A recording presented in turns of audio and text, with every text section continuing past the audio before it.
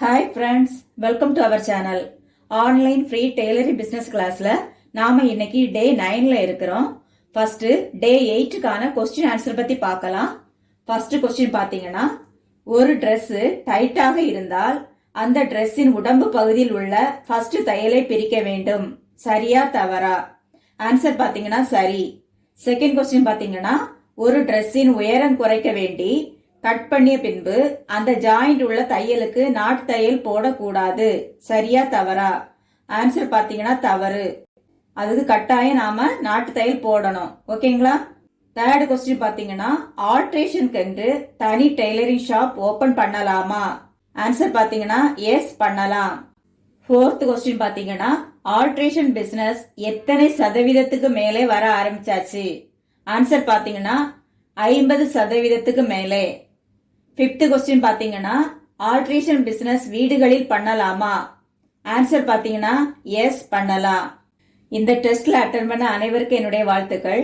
முதலில் ஆன்சர் பதிவு பண்ண பாத்தீங்கன்னா, ரோல் நம்பர் 175 திண்டுக்கல்ல இருந்து தஸ்லீம். ரெண்டாவது ஆன்சர் பதிவு பண்ணவங்க ரோல் நம்பர் 456 செங்கல்பட்டுல இருந்து தங்க புஷ்பம். மூணாவது ஆன்சர் பதிவு பண்ணவங்க ரோல் நம்பர் 543 சேலத்தில இருந்து தனப்பிரியா. இந்த 3 பேருக்கும் என்னுடைய ஸ்பெஷல் வாழ்த்துக்கள். ஓகேங்களா? இந்த வீடியோ பார்த்துட்டு இருக்கக்கூடிய நீங்க இது வரைக்கும் ரோல் நம்பர் வாங்கலன்னா உடனே உங்க பெயரையும் உங்க மாவட்டத்தின் பெயரையும் இந்த வீடியோ கீழே உள்ள கமெண்ட் பாக்ஸ்ல பதிவு பண்ணுங்க. நானும் உடனே உங்களுக்கு ரோல் நம்பர் கொடுத்துருவேன். ஓகேங்களா? நம்ம ஆன்லைன் ஃப்ரீ டெய்லரிங் பிசினஸ் கிளாஸுக்கு ஜாயின் பண்ண விரும்பக்கூடியவங்க உங்கள் பெயரையும் உங்க மாவட்டத்தின் பெயரையும் இந்த வீடியோ கீழே உள்ள கமெண்ட் பாக்ஸ்ல பதிவு பண்ணுங்க. ஒருவேளை நீங்க வெளிநாடுகள்ல இருந்து இந்த கிளாஸ்ல ஜாயின் பண்ண விரும்பினால் உங்க பெயரையும் நீங்க எந்த நாட்டுல இருக்கீங்களோ அந்த நாட்டின் பெயரையும் கீழே உள்ள கமெண்ட் பாக்ஸ்ல பதிவு பண்ணுங்க. நான் உடனே உங்களுக்கு ரோல் நம்பர் கொடுத்துருவேன். ஓகேங்களா? உங்களுக்காக நான் டெய்லரிங் பிசினஸ் கிளாஸ் பிளேலிஸ்ட் லிங்க இந்த வீடியோ கீழே உள்ள டிஸ்கிரிப்ஷன்ல கொடுக்குறேன். கிளிக் பண்ணி பாருங்க. டே 1ல இருந்து நீங்க பார்க்கும்போது தான் இந்த கிளாஸை நீங்க ஈஸியா கத்துக்கிட முடியும். அதனால கட்டாயம் பாருங்க. ஓகேங்களா? டெய்லரிங் கிளாஸ்ல நாம இன்னைக்கு சாரி ஓரம் தைக்க போறோம். சாரி ஓரம் தைக்கிறதுக்கு முன்னாடி அந்த சாரியுடைய நீளம் எத்தனை மீட்டர் இருக்கு அப்படின்னு நாம செக் பண்ணிக்கிடணும். ஒவ்வொரு பிரைஸுக்கு ஏற்றவாறு சாரியினுடைய நீளம் இருக்கும். நமக்கு குறைஞ்சது 5 மீட்டர் வேணும். ஒரு சாரி கட்டுறது குறைஞ்சது 5 மீட்டர் நீளம் வேணும். சில சாரியில 5 மீட்டர் இருக்கும், சில சாரியில 5.25 மீட்டர் இருக்கும், சில சாரியில 5.25 மீட்டர் இருக்கும், சில சாரியில 6 மீட்டர் வரைக்கும் இருக்கும். அந்த பிரைஸுக்கு ஏற்றவாறு நமக்கு சாரியினுடைய நீளம் இருக்கும். ஃபர்ஸ்ட் நாம சாரியில பிளவுஸ் இருக்கா அப்படின்னு கண்டுபிடிக்கணும். அதுக்காக நாம இப்ப சாரியை அளக்கலாம். பாருங்க, இப்ப இந்த சாரியில நம்ம முந்தானையில இருந்து அளக்கலாம்.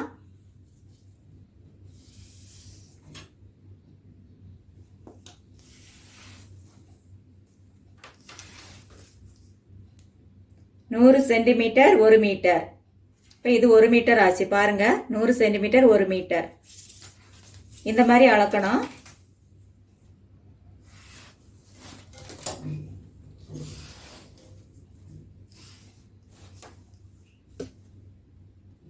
ரெண்டு மீட்டர்,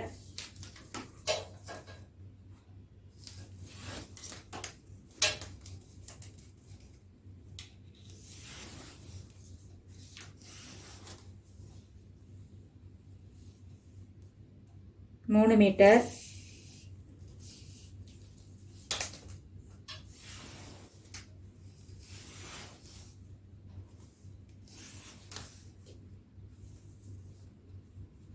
நாலு மீட்டர்,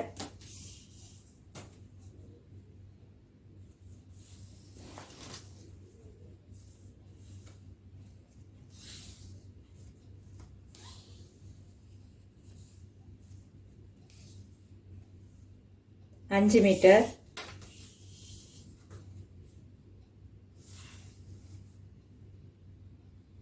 அஞ்சு மீட்டரும் 19 சென்டிமீட்டரும் சாரிக்கு இருக்கு. மீதி வந்து பாருங்க பிளவுஸுக்கு துணி வச்சிருக்காங்க.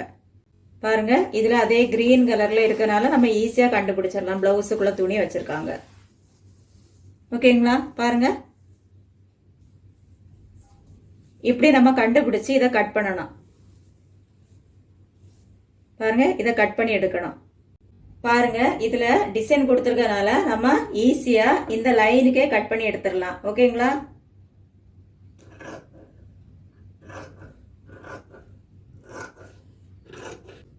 சாரி ஓரத்தில் எப்படி நூல் எடுத்து கட் பண்ணிவிட்டு சாரி ஓரம் தைக்கிறதுங்கிற வீடியோ லிங்கை இந்த வீடியோ கீழே உள்ள டிஸ்கிரிப்ஷன் பாக்ஸில் கொடுக்குறேன்.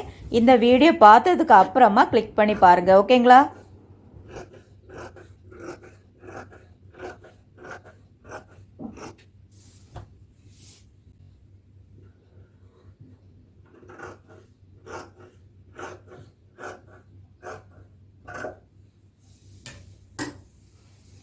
இப்போ நம்ம கட் பண்ணி எடுத்தாச்சு.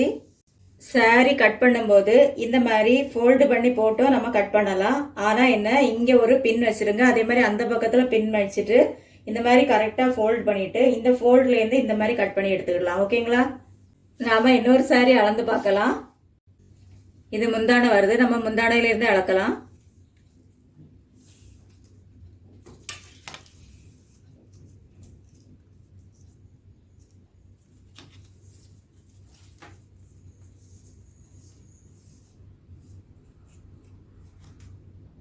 ஒரு மீட்டர்,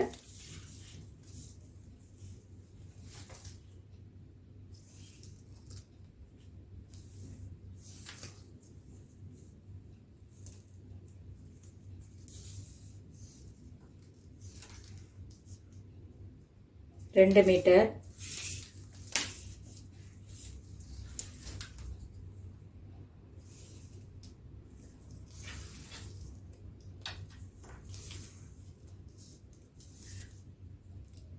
மூணு மீட்டர்,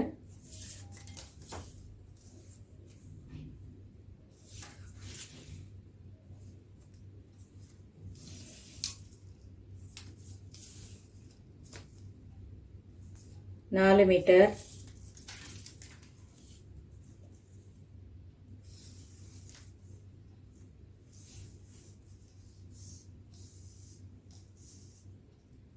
அஞ்சு மீட்டர். அதுக்கு மேலே எவ்வளோ இருக்குன்னு பார்க்கலாம்.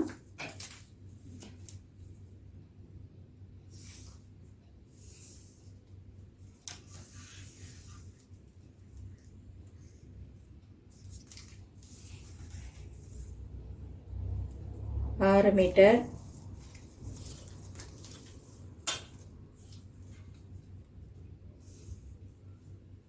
இந்த சாரியில பாத்தீங்கன்னா 6 மீட்டரும் 19 சென்டிமீட்டரும் இருக்கு. இதுல பிளவுஸுக்கு நாம கட் பண்ணி எடுக்கணும். பிளவுஸ் கட் பண்ணும்போது பார்க்கணும், இதுல வந்து நமக்கு ஃபேட்டா உள்ளவங்க கொடுக்குறாங்களா அல்லது ஒல்லியா இருக்கிறவங்க கொடுக்குறாங்களா அப்படின்னு பார்க்கணும். ஒல்லியா இருக்கிறவங்கன்னா ஒரு 70 சென்டிமீட்டரே போதுமானதா இருக்கும் பிளவுஸ் தைக்கிறதுக்கு.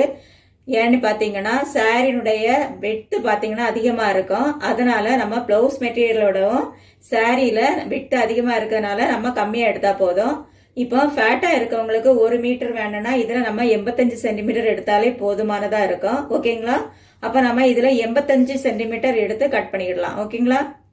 85 சென்டிமீட்டர் எடுத்து கட் பண்ணிட்டு அதை பிளவுஸுக்கு வச்சுக்கலாம்.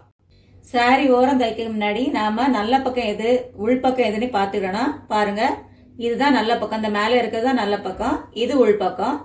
அப்போ நாம உள்பக்கம் பார்த்து மடிச்சு இதை மாதிரி தைக்கணும். பாருங்க, இந்த மாதிரி மடிச்சு தைக்கணும்.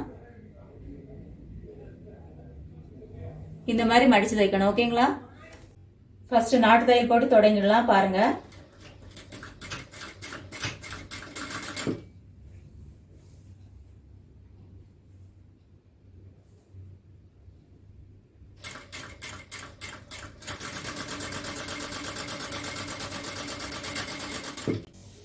சாரியை நமக்கு தைக்கிறதுக்கு வசதியாக இந்த மாதிரி போட்டுக்கோங்க. சாரி ஓரம் தைக்கும் போது அந்த ட்ரிக்கை ஃபாலோ பண்ணுங்க. அப்பதான் எண்டில் கரெக்டாக வந்து கிடைக்கும்.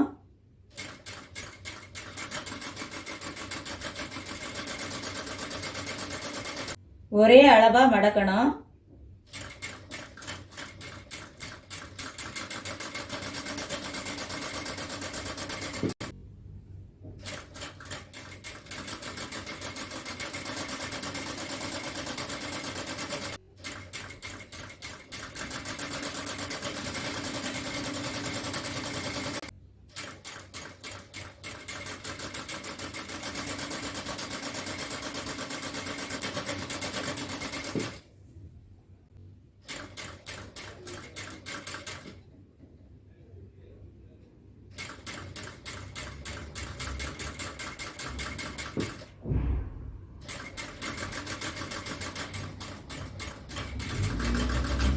முடிக்கும் போது தான் நாட்டு தையல் போட்டு முடிக்கணும். இந்த மாதிரி தைக்கணும். ஓகேங்களா? இந்த மாதிரி ஒரே அளவா தைக்கணும். அடுத்து நாம டெய்லரிங் பிசினஸ் கிளாஸ்ல சேல்ஸ் அண்ட் மார்க்கெட்டிங் பத்தி பார்க்கலாம். ஒரு பிசினஸ் உடைய வளர்ச்சி சேல்ஸ் அண்ட் மார்க்கெட்டிங்ல தான் இருக்குங்க. பெரிய பிசினஸ் பண்றவங்க விளம்பரம் கொடுப்பாங்க. அந்த விளம்பரத்திற்காக அதிக அளவுல பணம் செலவழிப்பாங்க. அது கூடவே மார்க்கெட்டிங்க்கு ஆள் வச்சிருப்பாங்க. அவங்க பிசினஸ் ஃபாஸ்டா க்ரோ ஆகும். ஆனா சிறிய அளவுல சின்ன அளவுல பிசினஸ் பண்றவங்க என்ன செய்வாங்க? விளம்பரத்திற்காக எந்த பணமும் அவங்களால செலவழிக்க முடியாது. மார்க்கெட்டிங் கூட ஆட்கள் வைக்கிறது பத்தி தெரிஞ்சிருக்கவும் வாய்ப்பு இல்ல. ஒரு பிசினஸுக்கு எவ்வளவு பணம் செலவழிச்சு தொடங்கி இருப்போம் அப்படிங்கிறது நமக்கு தெரியும். அந்த பிசினஸ் சேல்ஸை நம்பிதான் இருக்குங்க. அந்த பிசினஸுக்கு சேல்ஸ் மூலம் தான் பணம் வரும். வேறு எந்த வழியும் இல்ல. சேல்ஸ் இல்லாட்டா பிசினஸே இல்ல. அதனால நமது பிசினஸை வளர்த்த சேல்ஸ் அண்ட் மார்க்கெட்டிங் ரொம்ப ரொம்ப முக்கியங்க. அதை பத்தி தான் நாம இந்த கிளாஸ்ல பார்க்க போறோம். ஓகேங்களா? ஃபர்ஸ்ட் நாம சேல்ஸுக்கு மார்க்கெட்டிங் என்ன வித்தியாசம் அப்படின்னு நாம தெரிஞ்சுக்கிடலாங்க. சேல்ஸ்னா கடைக்கு உள்ளே நடக்கும் சேல்ஸ் நடவடிக்கைகள் தான் சேல்ஸ். மார்க்கெட்டிங்னா கடைக்கு வெளியே நடக்கக்கூடிய சேல்ஸ் நடவடிக்கைகள் தான் மார்க்கெட்டிங். சிம்பிளா பார்த்தா கடையின் உள்ளே பண்ணக்கூடிய பிசினஸ் சேல்ஸ், கடைக்கு வெளியே பண்ணக்கூடிய பிசினஸ் மார்க்கெட்டிங். ஓகேங்களா? அடுத்தது நாம சேல்ஸை பத்தி பார்க்கலாம். சேல்ஸ்ல நான் என்னோட எக்ஸ்பீரியன்ஸை பத்தி தான் உங்களுக்கு சொல்லி தர போறேன். ஃபர்ஸ்ட் நம்ம கடைக்குள்ள ஒரு கஸ்டமர் வந்த உடனே அவங்கள நாம இன்முகத்தோடு வரவேற்கணும். அடுத்தது நம்மளுடைய ஏசி கூலா இருக்கா, ஏசியுடைய கூலிங், ஃபேனுடைய கூலிங் எல்லாம் கரெக்டா இருக்கான்னு செக் பண்ணிக்கிடணும். ஏன்னு பாத்தீங்கன்னா அவங்க வெளியே இருந்து வராங்க, வெயில இருந்து வருவாங்க. உள்ள வந்த உடனே அந்த கூலிங்கா இருந்தனா, அவங்களுக்கு ஏற்ற கரெக்டான கூலிங்கா இருந்தனா அவங்க கொஞ்சம் உட்கார்ந்து நிதானமா எல்லா ட்ரெஸ்ஸையும் பார்ப்பாங்க. அதுக்கு ஏத்தால நாம அந்த கூலிங் எல்லாம் கரெக்டா இருக்கான்னு செக் பண்ணி கொடுக்கணும். ஓகேங்களா? அடுத்தது அவங்கள ஒரு நிமிஷத்துல இருந்து 2 நிமிஷம் வரைக்கும் அவங்கள தனியா ட்ரெஸ்ஸை பார்க்க வைக்கணும். அவங்க பார்க்கும் போதே நாம சில விஷயத்த புரிஞ்சுக்கிடணும். அவங்க என்ன ட்ரெஸ்ஸை லைக் பண்றாங்க, எது அவங்களுக்கு நல்லா பிடிக்குது அப்படிங்கறத கண்டுபிடிச்சிடணும். அவங்களுக்கு என்ன சைஸ் ட்ரெஸ் நாம கொடுக்கலாம் அப்படின்னு நாம கண்டுபிடிச்சிடணும். ஓகேங்களா? அடுத்தது நாம அவங்கள்ட்ட பேச்சு கொடுக்கணும். பேச்சு கொடுக்கும் போது அவங்களுக்கு என்னென்ன ட்ரெஸ் எல்லாம் பிடிக்குதோ அதெல்லாம் ட்ரையல் பண்றதுக்கு நாம ஹெல்ப் பண்ணி கொடுக்கணும். அவங்க ட்ரையல் பண்ணும்போது எக்ஸ்ட்ரா அவங்களுக்கு என்னென்ன ட்ரெஸ் பிடிக்குங்கிறத கண்டுபிடிச்சு அந்த ட்ரெஸ்ஸுகளையும் நம்ம ட்ரையல் பண்ண கொடுக்கணும். ட்ரையல் பண்றதுக்கு ஹெல்ப் பண்ணி கொடுக்கணும். அவங்க நிறைய ட்ரெஸ் ட்ரையல் பண்ணினாங்கன்னா நிறைய ட்ரெஸ் வாங்குவாங்க. அதனால நம்ம அவங்களுக்கு ட்ரையல் பண்ணது ஹெல்ப் பண்ணி கொடுக்கறது ரொம்ப நல்லது. ஓகேங்களா? நம்ம கஸ்டமருக்கு நல்ல சர்வீஸ் கொடுக்கணும். அவங்க கிட்ட ஒரு நல்ல ரிலேஷன்ஷிப் வச்சிருக்கணும். அவங்களுக்கு பிடிச்ச மாதிரி ட்ரெஸ்ஸை கொடுக்கணும். அல்லது அவங்க பிடிச்ச மாதிரி நம்ம ட்ரெஸ் தச்சு கொடுக்கணும். சில ட்ரெஸ் அவங்க சைஸ்ல இருக்காது, பெரிய சைஸ்ல இருக்கும். அதை நாம சொல்லணும், இந்த சைஸ்ல பெரிய சைஸ்ல இருக்கு, ஆனா நான் இதை ஆல்ட்ரேஷன் பண்ணி கொடுக்க முடியும் அப்படிங்கறத நாம சொல்லி கொடுத்து அதுல நாம ஆல்ட்ரேஷன் பண்ணி கொடுக்கணும். கரெக்டா ஆல்ட்ரேஷன் பண்ணி கொடுக்கணும். ஓகேங்களா? நம்ம நாலேஜ் எப்படி இருக்கணும்னு பாத்தீங்கன்னா ஃபாஸ்டா மூவ் ஆகக்கூடிய எல்லா ட்ரெஸ்னுடைய விலையை நமக்கு தெரிஞ்சிருக்கணும். ஃபாஸ்டா மூவ் ஆகக்கூடிய ட்ரெஸ் எந்தெந்த சைஸ் எல்லாம் நம்ம கிட்ட இருக்கு அப்படிங்கறத தெரிஞ்சிருக்கணும். ஒவ்வொரு கஸ்டமர் வரும்போதும் நம்ம சிஸ்டத்தை போய் பார்த்துட்டே இருக்க கூடாது. நாமளே தெரிஞ்சு வச்சு அதை ஈஸியா ஃபாஸ்டா சொல்லக்கூடிய அளவுக்கு நாம நாலேஜை வளர்த்துக்கிடணும். அடுத்து பாத்தீங்கன்னா நம்ம ஷாப்பை நீட்டா கிளீனா வச்சிருக்கணும். எந்த பேட் ஸ்மெல்லும் வரக்கூடாது. ஹேங்கிங் பண்ணியிருக்க ட்ரெஸ் எல்லாம் அடிக்கடி நம்ம மாத்தி மாத்தி போடணும். டம்மிஸ் போட்ட ட்ரெஸ் எல்லாம் அடிக்கடி மாத்தி போடணும். ஹேங்கிங் ட்ரெஸ்ல ஏதாவது சேல்ஸ் ஆச்சுன்னா அடுத்து நம்ம புது ட்ரெஸ் கொண்டு போடுவோம், வேற ஒரு சைஸ் ட்ரெஸ்ஸை கொண்டு போடுவோம். அப்படி போடும்போது அது ஏற்கனவே மடிச்சு வச்சிருப்போம். அந்த மடிப்புல பாத்தீங்கன்னா சுருக்கம் தெரியும். அந்த சுருக்கங்கள் எல்லாம் நம்ம அயன் பண்ணி நீட்டா ஹேங்கிங் பண்ணி போடணும். ஓகேங்களா? இந்த மாதிரி சேல்ஸ்ல சர்வீஸ் பண்ணா நமக்கு நல்ல ரிசல்ட் கிடைக்கும். ஓகேங்களா? அடுத்தது பாத்தீங்கன்னா நாம மார்க்கெட்டிங் பத்தி பார்க்கலாம். மார்க்கெட்டிங்ல நமக்கு 3 மெத்தட் இருக்கு. ஃபர்ஸ்ட் ஒன் பாத்தீங்கன்னா word of mouth, second one go and take the order or stitching order, third one social media. இந்த 3 மெத்தட்ல தான் நாம மார்க்கெட்டிங் பண்ண முடியும். இந்த 3 மெத்தடையும் பத்தி பார்க்கலாம். ஓகேங்களா? ஃபர்ஸ்ட் நாம வேர்ட் ஆஃப் மவுத் இதை பத்தி பார்க்கலாம்.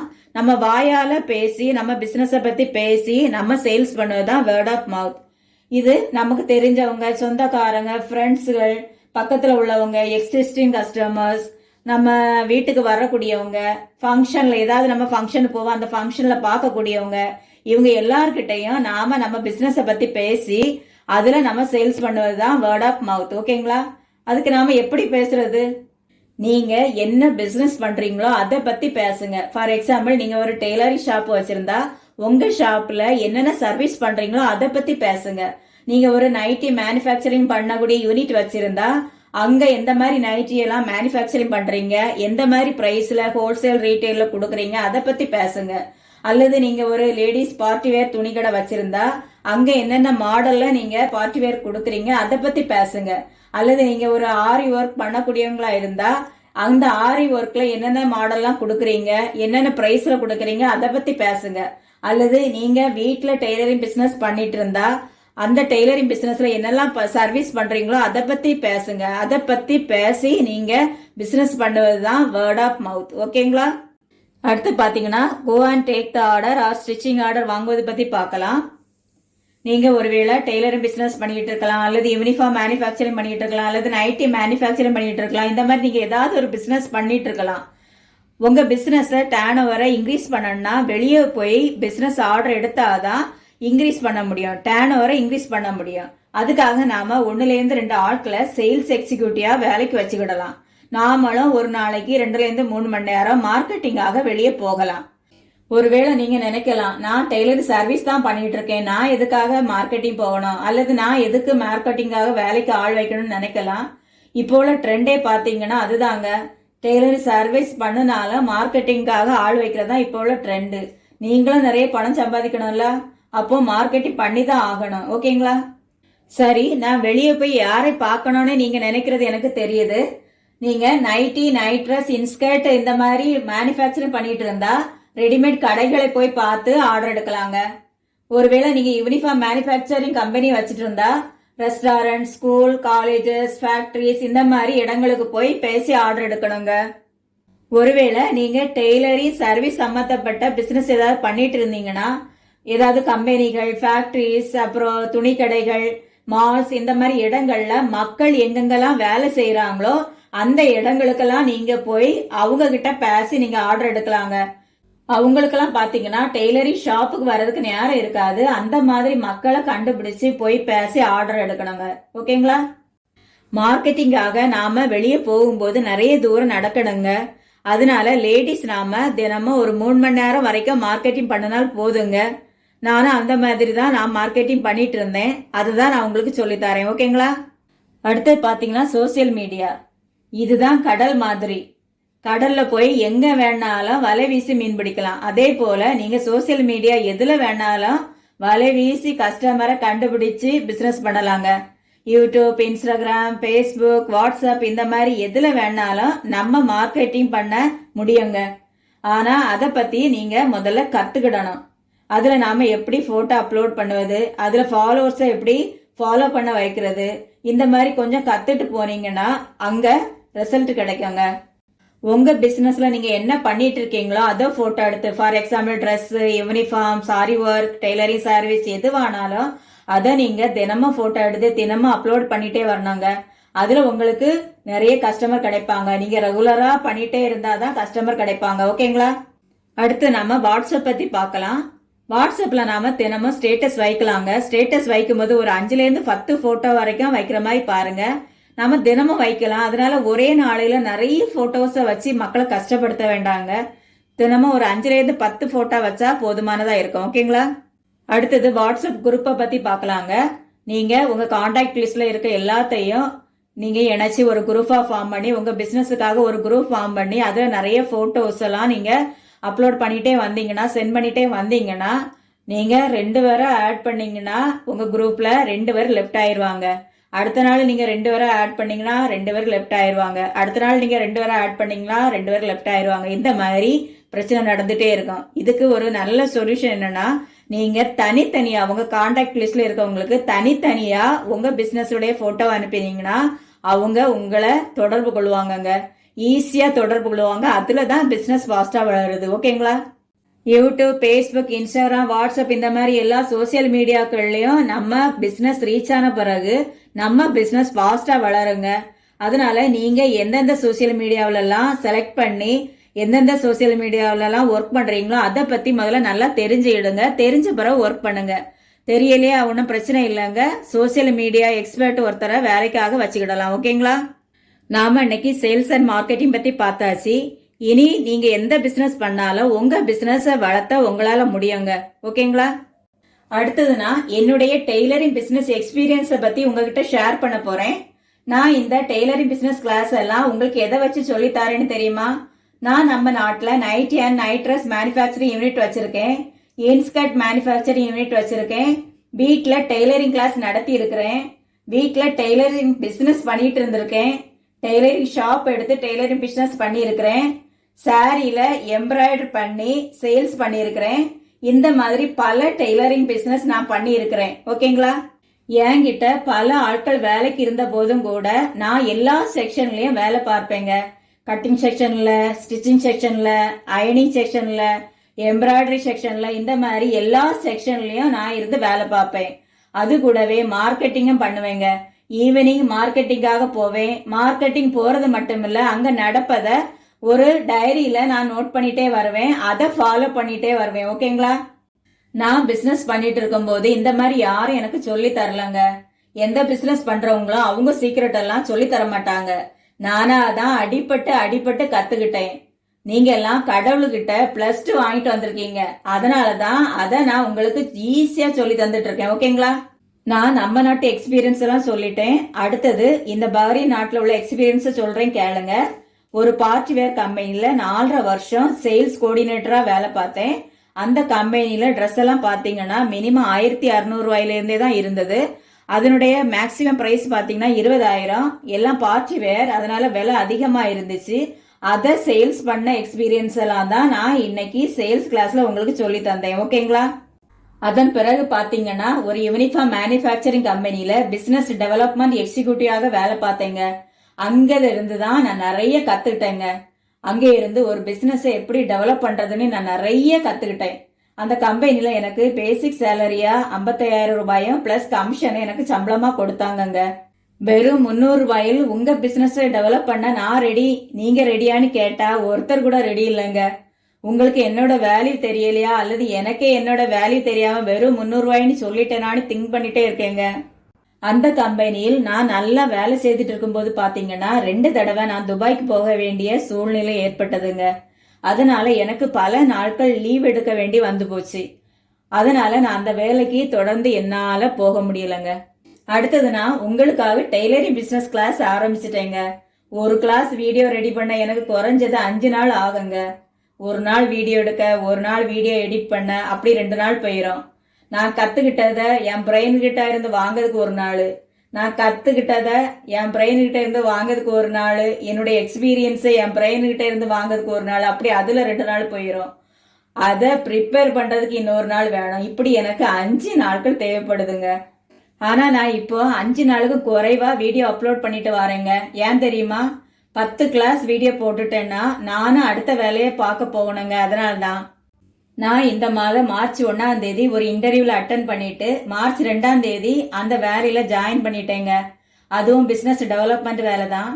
அவங்க உடனே என்ன செலக்ட் பண்ணிட்டு உடனே வேலையில ஜாயின் பண்ண சொல்லிட்டாங்க. நானும் 4 நாட்கள் வேலை செய்துட்டு வந்து திங்க் பண்ணி பார்த்தேன். நான் வேலைக்கு போயிட்டே இருந்தா நம்ம டெய்லரிங் பிசினஸ் கிளாஸை பத்தி நினைக்கவே நேரம் இருக்காது. வாரத்துக்கு ஒரு நாள் லீவ் உண்டு. அந்த லீவ்ல தான் நான் வீடியோ எடிட் பண்ணணும், வீடியோ எடுக்கணும், வீடியோ எடிட் பண்ணணும், வீடியோ அப்லோட் பண்ணணும், திங்க் பண்ணணும், எல்லாமே அந்த ஒரு நாள்ல தான் பண்ண முடியும். அதனால நான் அந்த வேலையை விட்டுட்டு விசா அடிக்க வேண்டி கொடுத்த பாஸ்போர்ட்டையும் வாங்கிட்டு வந்துட்டேங்க நம்ம டெய்லரிங் பிசினஸ் கிளாஸுக்காக. உங்கள நிறைய பேருக்கு இந்த கிளாஸினுடைய வேல்யூ தெரியாம நோட்ஸ் எடுக்காம இருக்கீங்க. அதனால இனியாவது நோட்ஸ் எடுங்க. எனக்கு யாருமே இந்த மாதிரி சொல்லி தரலங்க. நான் உங்களுக்காக எல்லாம் சொல்லி தந்துட்டே இருக்கேன். ஏன் தெரியுமா? நீங்க எல்லாரும் ஏதாவது ஒரு பிசினஸ் தொடங்கணும், அதை சக்சஸ்ஃபுல்லா நடத்தணும், நிறைய பணம் சம்பாதிக்கணும். அதுக்காகத்தான். ஓகேங்களா? உங்களுடைய அன்பும் ஆதரவும் உற்சாகமும் எனக்கு கொடுத்துட்டே இருந்தா இந்த கிளாஸ் எல்லாம் நான் ஃபாஸ்டா உங்களுக்கு கொடுக்க முடியும்னு நான் நம்புறேன். உங்களை யாராவது நம்ம டெய்லரிங் பிசினஸ் கிளாஸ் வாட்ஸ்அப் குரூப்ல ஜாயின் பண்ண விரும்பினால் இந்த வாட்ஸ்அப் நம்பருக்கு மெசேஜ் அனுப்புங்க. உங்கள யாருக்காவது சர்டிபிகேட் வேணும்னா இந்த வாட்ஸ்அப் நம்பருக்கு மெசேஜ் அனுப்புங்க. உங்க பிசினஸுக்கு யாருக்காவது ஆலோசனை வேணும்னா இந்த வாட்ஸ்அப் நம்பருக்கு மெசேஜ் பண்ணுங்க. நான் உங்களை தொடர்பு கொள்வேன். ஓகேங்களா? இப்போ நாம கிளாஸ் எண்டுக்கு வந்துட்டோம். உங்க டெஸ்டுக்கான கொஸ்டின்ஸ் இதோ. ஃபர்ஸ்ட் கொஸ்டின் பாத்தீங்கன்னா, மார்க்கெட்டிங்க்கு நாம எத்தனை மெத்தடை கையாள வேண்டும்? செகண்ட் கொஸ்டின் பாத்தீங்கன்னா, ஒரு சாரியின் நீளம் குறைந்தது எத்தனை மீட்டர் இருக்க வேண்டும்? தேர்ட் கொஸ்டின் பாத்தீங்கன்னா, கடையின் உள்ளே நடக்கும் விற்பனை நடவடிக்கைக்கு என்ன பெயர்? ஃபோர்த் கொஸ்டின் பாத்தீங்கன்னா, டெய்லரிங் சர்வீஸ் பிசினஸை டெவலப் பண்ண வேண்டி மார்க்கெட்டிங் பண்ண வேண்டுமா? ஃபிஃப்த் கொஸ்டின் பாத்தீங்கன்னா, கடையின் வெளியே நடக்கும் விற்பனை நடவடிக்கைக்கு என்ன பெயர்? இந்த வீடியோ உங்களுக்கு பிடிச்சிருந்தா லைக் பண்ணுங்க. இது வரைக்கும் சப்ஸ்கிரைப் பண்ணலன்னா உடனே சப்ஸ்கிரைப் பண்ணிருங்க. தேங்க்யூ ஃபார் வாட்சிங்.